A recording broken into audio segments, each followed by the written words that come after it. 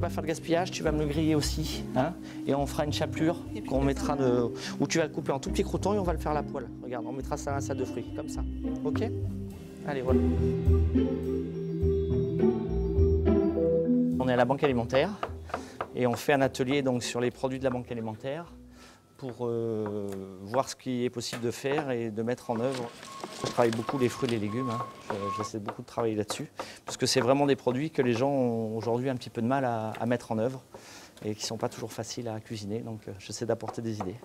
C'est pas comme son marché où on arrive et qu'on se dit tiens aujourd'hui je vais cuisiner ça, j'ai envie de faire ça, je vais faire ça. Non, là il faut avoir, eh bien, on a des tomates, on a de la courgette, qu'est-ce qu'on va faire avec ça? Et l'idée est surtout comme ça. Aujourd'hui le menu, j'ai prévu de partir donc, sur des petits toasts pour l'entrée avec du saumon fumé qu'on va rouler avec du tarama et puis des herbes fraîches, quelques endives, des choses comme ça.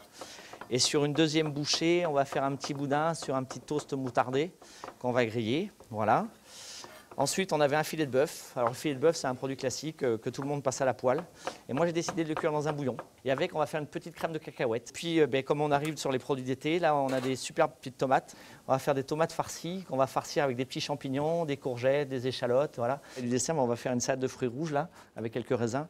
Et on a préparé un granité à la menthe qui est dans le congélateur en train de figer. Voilà, des petites choses très simples, mais qui sont délicieuses.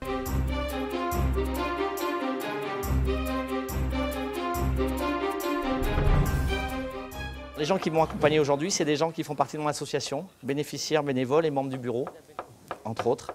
Donc j'initie aussi sur des ateliers cuisine, toujours dans le même cadre, hein, puisque je leur distribue aussi des colis, et donc ils ont droit aux colis, donc pour leur montrer et leur apprendre comment on peut cuisiner ces différents produits. C'est vraiment un bon partenaire, on connaît ses talents, et puis après il nous présente des plats qui sont bons, on se croirait vraiment au restaurant. Il faut savoir utiliser tous les ingrédients, et c'est tout le but de la banque alimentaire. Les associations, toutes confondues, hein, ont du mal à passer les fruits et légumes, ont du mal à passer certains produits, parce que les gens ne savent pas les mettre en œuvre ou n'osent pas se lancer dedans par peur que ce soit trop long, que ce soit trop compliqué, que ce soit pas bon, enfin voilà.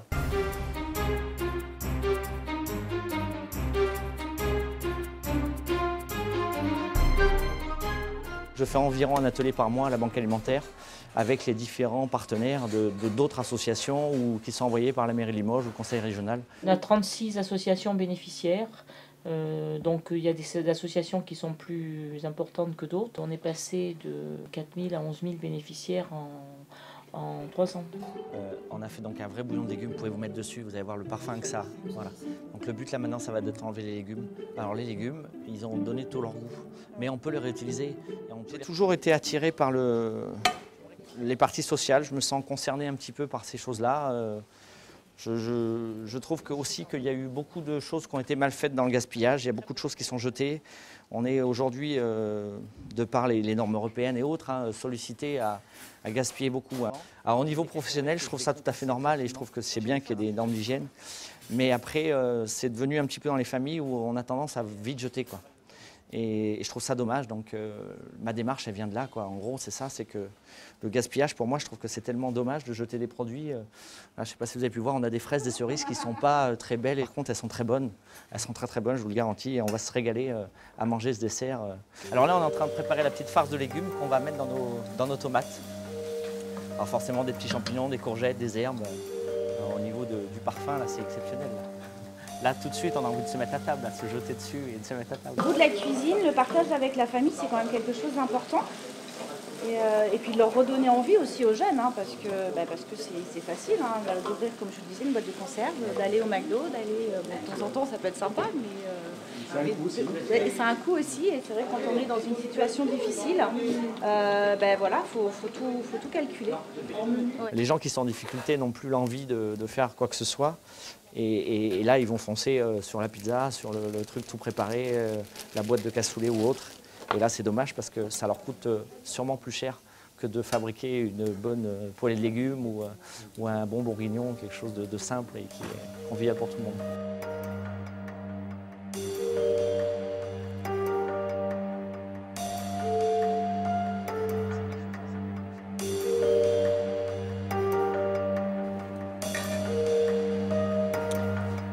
voyez qu'on se rapproche près de ce qu'on pourrait faire dans un restaurant, hein. Ce sont des plats qui pourraient être servis sans difficulté dans un restaurant.